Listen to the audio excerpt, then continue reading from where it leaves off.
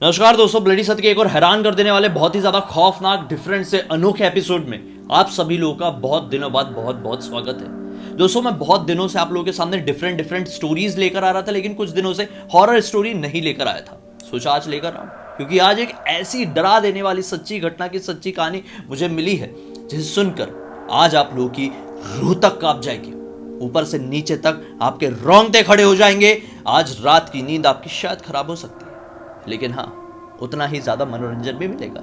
इसलिए सत्य घटना के ऊपर आधारित सच्ची कहानी को अंत तक जरूर सुनिए। दरअसल ये घटना आज से तकरीबन 15 साल पहले राजीव नाम के लड़के के साथ घटी।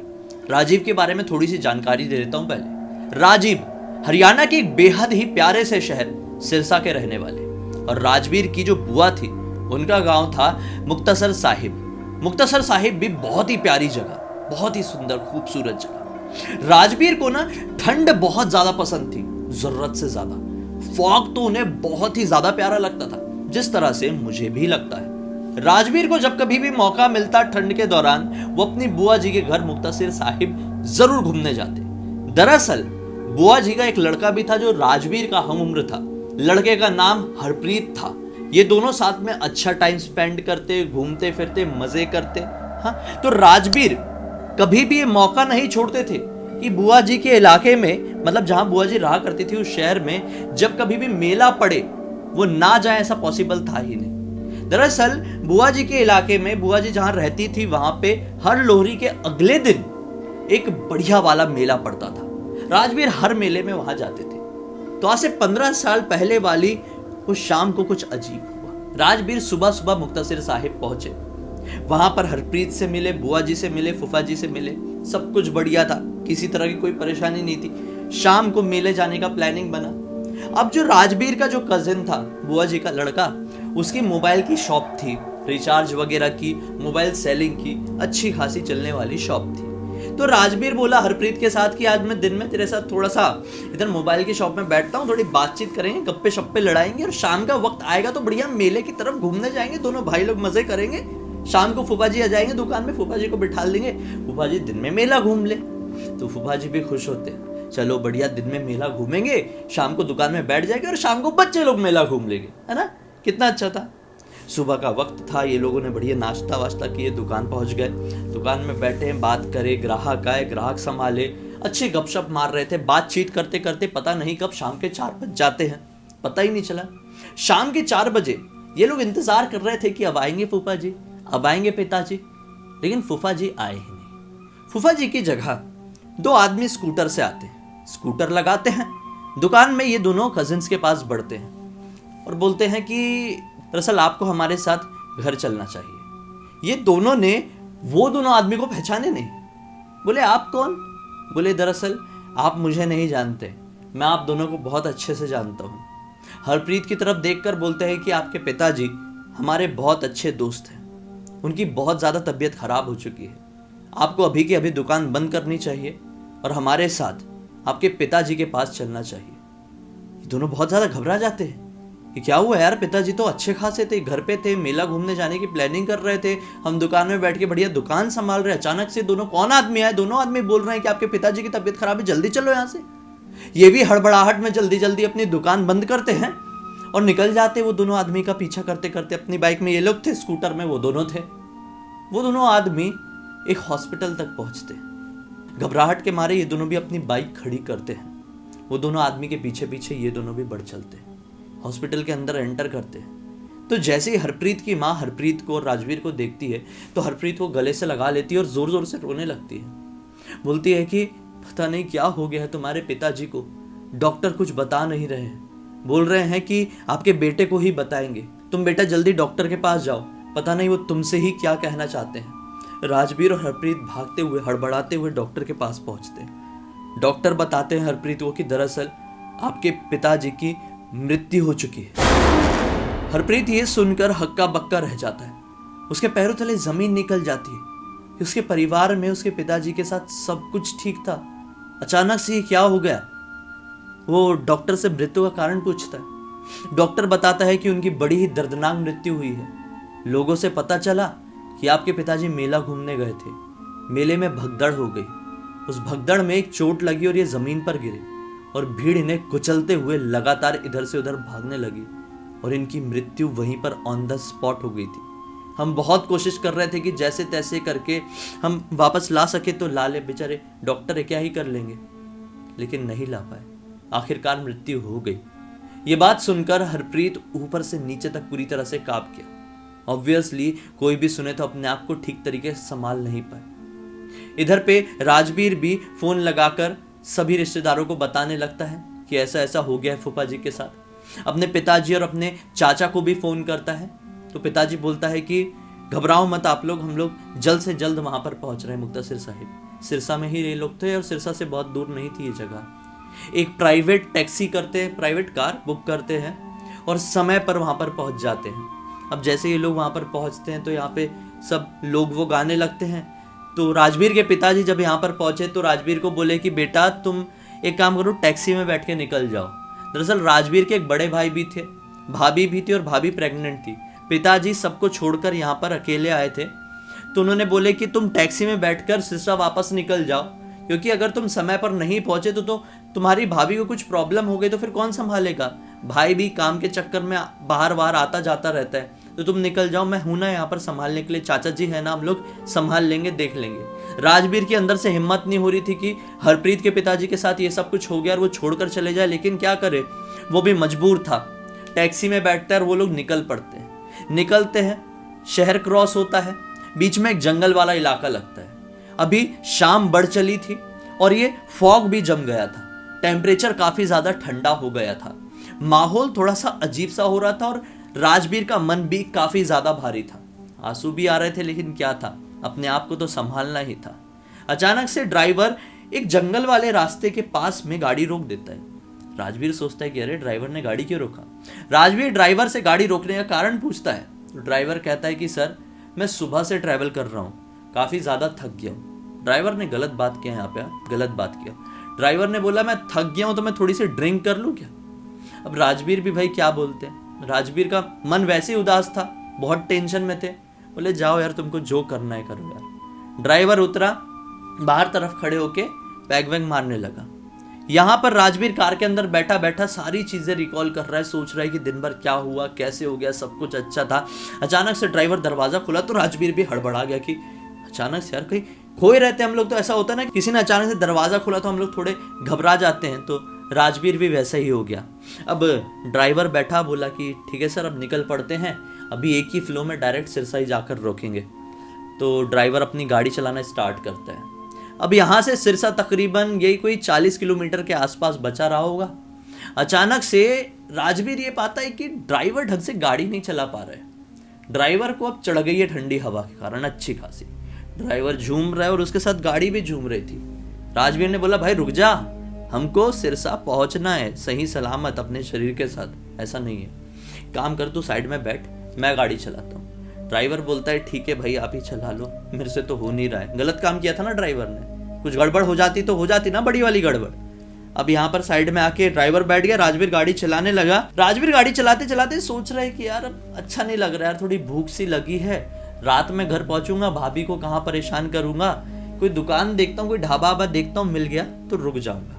थोड़ी आगे बढ़ने के बाद, यही कोई 5-7 किलोमीटर आगे बढ़ने के बाद राजवीर को दिखाई देता है एक ढाबा, एक टपरी सी छोटी सी। राजवीर अपनी गाड़ी रोकता है। यहाँ पर ड्राइवर ऐसा नींद के झोंके ले रहा था, तो राजवीर ने ना ड्राइवर को उतारा और पीछे वाली सीट में लेटा दिया। राजवीर उस टपरी के पास गया और वहाँ से एक चाय ऑर्डर किया, थोड़ा कुछ बिस्किट नमकीन वगैरह खाया और बोला निकल पड़ता हूँ। तो इतने में ना वो जो चाय वाले अंकल थे ना, मतलब जिनका ये टपरी था, ढाबा था, वो पूछने लगे बेटा कहाँ से आ रहे हो, कहाँ जा रहे हो। राजवीर ने पूरी बात बताई कि यहाँ से आया हूँ, मुक्तासिर साहिब से अब सिरसा जा रहा हूँ। तो जैसे ही राजवीर बोलता है ना सिरसा जा रहा हूँ, तो ये चाय वाला अंकल था, काफी ज्यादा वियर्ड सी नजरों से उसको देखने लगता है और बहुत घबरा सा जाता है। तो राजवीर पूछता है अंकल क्या हुआ, इतना घबरा क्यों गए मेरी बात सुनकर। तो चाय वाले अंकल बोलते कुछ नहीं बेटा, बस एक चीज का ध्यान रखना, जहां तुम जा रहे हो ना वहां से बस कुछ ही किलोमीटर्स पहले, यानी यही कोई 15-20 किलोमीटर्स पहले एक गांव पड़ता है, तुम इस रास्ते से कभी गए हो कि नहीं। राजवीर बोलता है कि हाँ गया तो हूँ, लेकिन रात के वक्त नहीं। तो चाय वाला बोलता है हाँ इसलिए तो मैं आगाह कर रहा हूँ। बोला तुम्हारे सिरसा से यही कोई 20 किलोमीटर पहले एक अजीब सा इलाका पड़ता है, उस इलाके के बारे में ठीक बातें नहीं की जाती, उस इलाके में थोड़ी संभल कर गाड़ी चलाना। राजवीर सोचता है कि क्या हो जाएगा, चोर डाकू तो होंगे, संभाल लेंगे।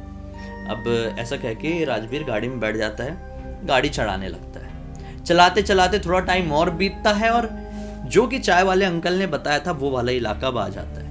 अब वो इलाका आया था तो थोड़ी रात का वक्त और बढ़ गया था और कोहरा भी काफी ज्यादा। लोग भी इस समय ऐसे इलाकों में गाड़ी ज्यादा नहीं चलाते। जब ठंड ज्यादा होती है, कोहरा इतना ज्यादा होता है और इतना सुनसान इलाका जो इतना बदनाम है, लोग वहां पर गाड़ी चलाना बेहतर नहीं समझते, लेकिन इनकी तो मजबूरी थी। ये लोग बढ़े जा रहे थे। इतनी देर में इसने ये पाया कि ड्राइवर भी हाँ नॉर्मल हो चुका है और ड्राइवर ने थोड़ी आगे चल के गाड़ी रुकवाया और ड्राइवर बोलता है कि मैं भी आपके साथ आपके बाजू में बैठ जाता हूँ। अब ड्राइवर भी सामने वाली सीट में बैठ गया। ये लोग फिर आगे बढ़ चले अपनी धुन में अपना गाना गुनगुनाते हुए और सामने एक वियर्ड से स्पूकी माहौल का मजा लेते हुए। वो इलाका क्रॉस होने ही वाला था और राजवीर सोच रहा था कि सब तो ठीक है, अंकल किस बात से मुझे रोक रहे थे। अचानक से राजवीर को दिखाई देता है कि कोहरे के बीच में एक औरत खड़ी हुई है। ये औरत ने लाल रंग की साड़ी पहनी हुई है, लाल रंग की। ये औरत बहुत ही हट्टी कट्टी दिखाई दे रही है, मतलब शरीर के बनावट से ऐसा लग रहा था कि ये कोई औरत नहीं, ये कोई मर्द है जो कि ऐसे साड़ी पहना हुआ है, बाल बढ़ाया हुआ है, टीका वीका लगाया हुआ है। राजवीर इसके लुक को देखकर थोड़ा सा ऐसा होता है ना कि यार यहाँ पर ये क्यों खड़ी है और ऐसे क्यों खड़ी है ऐसी सुनसान इलाके में जो कि इतना बदनाम है। राजवीर अपनी गाड़ी आगे बढ़ाने लगता है लेकिन ड्राइवर इशारा करता है कि रोकिए रोकिए। वो बोलता है कि नहीं, अगर चोर डाकू इसके साथ हुए तो फिर फालतू का बिना मतलब का पंगा हो जाएगा और मेरा मूड अच्छा नहीं है अभी लड़ने वड़ने का। तो ड्राइवर बोलता है अरे फिक्र मत कीजिए, अपने पास हथियार है, कुछ नहीं होगा, बिठा लीजिए, बेचारी को जरूरत होगी। राजवीर भी उस औरत के बाजू से गाड़ी रोक देता है।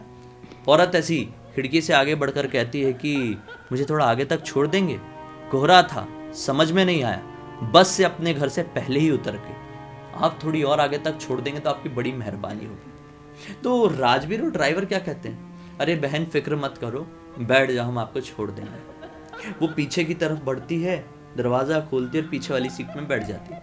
ये दोनों आगे आगे, वो पीछे। गाड़ी चल रही है चल रही है चल रही है, अभी भी सुनसान जंगल, कोहरा, ठंडी, एकदम डरावनी फीलिंग, जंगल ही बना हुआ है, खाई वाई बनी हुई है। अचानक से पीछे से जो गाड़ी की रूफ होती है ना, उसको धड़ धड़ धड़ धड़ धड़ धड़ धड़ धड़ धड़ धड़ ऐसे मारने की आवाज आती है। राजीव अचानक से घबरा जाता है, यार पीछे वो औरत बैठी इतनी डरावनी सी, वो ऐसा मार क्यों रही है। ड्राइवर भी डर गया। राजवीर ने तो पीछे देखना बेहतर समझा भी नहीं और मन में श्री गुरु गोबिंद साहिब का नाम लेने लगा कि बस कुछ गड़बड़ ना हो जाए, पीछे जो औरत बैठी है वो औरत ही हो। ड्राइवर हल्की से अपनी तिरछी नजरें करके पूछता है क्या हुआ मैडम। तो वो ना ऐसी अपनी उंगली आगे बढ़ाती है, ऐसा लंबा हाथ था, इतनी लंबी थी ना, बोली यहाँ रोक दो। राजवीर भी घबराया, अपनी गाड़ी रोका। वो औरत भी गाड़ी से उतरी, ना ड्राइवर से पैसे के बारे में पूछी, ना थैंक यू बोली, ना कुछ। दरवाजा बंद किया और गाड़ी के पीछे अपोजिट साइड तरफ बढ़ चली। ये भी हड़बड़ा के गुरु गोबिंद साहिब का नाम फिर से लिया, फिर अपनी गाड़ी स्टार्ट किया और आगे बढ़ने लगा। गाड़ी बढ़ाए हुए 2 मिनट भी नहीं हुए थे कि इन्हें ऐसा फील हुआ कि कोई तेजी से गाड़ी की तरफ बढ़ रहा है।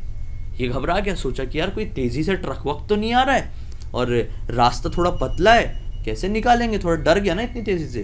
अपने साइड मिरर से ध्यान से देखने की कोशिश करता है तो कुछ दिखाई नहीं देता है, लेकिन फिर अचानक से क्या पाता है कि वो औरत लिटरली बहुत तेज गाड़ी की स्पीड के पास दौड़ रही है। अब राजवीर क्या करता, वो ड्राइवर क्या करता, अरे क्या रिएक्ट कर लेते ये दोनों टेंशन में। वो औरत अचानक से, गाड़ी बहुत तेज थी हाँ, अचानक से उनकी बराबर की स्पीड में आने लगती। 120 की स्पीड के आसपास कर दिया राजवीर ने गाड़ी, लेकिन औरत फिर भी बराबरी में दौड़ रही है। और क्या बोलती है पता है, अचानक से एकदम वियर्ड से फेस के साथ कि तेरी किस्मत अच्छी है, तेरा व्यवहार अच्छा है कि तूने मुझे बहन बोला, अगर कोई और होता ना तो यहां से जिंदा बच के नहीं निकल पाता। जैसे ही राजवीर ने यह बात सुना, ऊपर से नीचे तक कांप गया। वो समझ गया कि ये औरत नहीं थी, ये कोई इंसान नहीं थी। ये लगातार भगवान का नाम लेने लगा, ऊपर वाले का नाम लेने लगा, ईश्वर का नाम लेने लगा और तेजी से और गाड़ी आगे बढ़ा दिया। ये कुछ समझ पाता उससे पहले मानो कि वो औरत गायब हो गई। इसे समझ में नहीं आया कि अभी अभी जो मैंने देखा महसूस किया ये वहम था या फिर सच्चाई।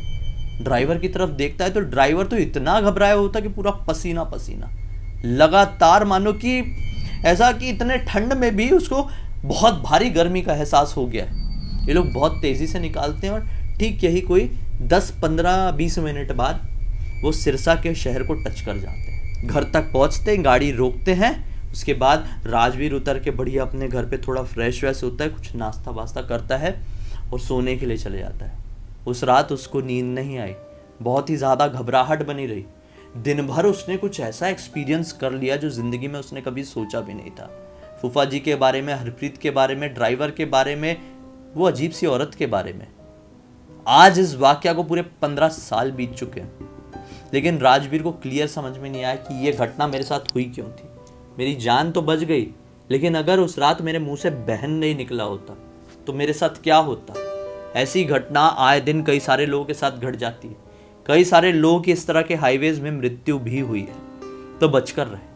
आप कभी भी ऐसी सिचुएशन में पड़ जाएं तो ऊपर वाले को हमेशा याद रखें, मन हमेशा साफ रखें। मन में खोट आया, कमजोरी आई, ईश्वर से विश्वास उठ गया तो समझ लो कितनी बड़ी मुसीबत का सामना करना पड़ सकता है। आप वापस से इमेजिन करने के लिए शायद बचेंगे भी नहीं। तो यहां पर है सब और वहां पर है सब, ये दोनों का साथ कभी मत छोड़ना। खैर दोस्तों, अब तक इस वीडियो को देखे हैं, पसंद किए हैं तो लाइक जरूर कर देना। चैनल को सब्सक्राइब करके बेल आइकन दबा के ऑल के ऑप्शन में क्लिक करना, क्योंकि इसी तरह के हैरान कर देने वाले खौफनाक वीडियोस आप लोगों के सामने डेली लेके आते रहता हूँ। इन सबके लिंक इस वीडियो के डिस्क्रिप्शन बॉक्स में मिल जाए, क्लिक करके डायरेक्टली वहां पर पहुंच जाना। और आपके पास भी कोई भी कहानी या टॉपिक है तो लिख भेजना। हो सकता है मेरा अगला वीडियो आज के इस वीडियो की तरह आप लोगों की कहानी के ऊपर ही बन रहा हो। ये पूरी की पूरी कहानी मुझे राजवीर ने ही लिख के भेजी। वो आज एक डेंटिस्ट है, वेल सेटल्ड है, अपनी ज़िंदगी में सब कुछ अच्छा कर रहे थे। उम्मीद करता हूँ कि आपने भी अपनी ज़िंदगी में जो कुछ फेस किए हो वो सब कुछ भुलाकर आप भी आगे बढ़ रहे हो। कुछ है तो शेयर कर दें, नहीं तो कोई बात नहीं, कल तो मैं फिर से आप लोगों के सामने एक कमाल की जानकारी लेकर जाहिर हो जाऊंगा। तब तक के लिए बहुत बहुत धन्यवाद। आप लोगों का दिन शुभ हो।